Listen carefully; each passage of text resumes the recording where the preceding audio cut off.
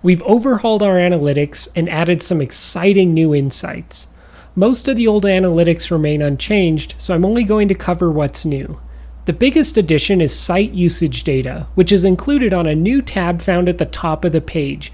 In it, you'll see total page views for your referral portal, along with unique visitor count.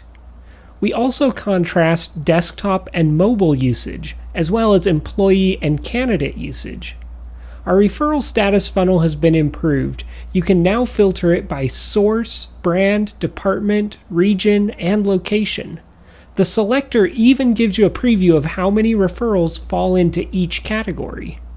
We've added better tools for tracking departments and locations. You can finally see how each of your locations, departments, and brands is doing from a single view. We realize that analytics may not give you all the new data that you require, so we've also built a new report builder with unprecedented flexibility. We'd love to hear your feedback on our new analytics. Please let your account manager know what you think.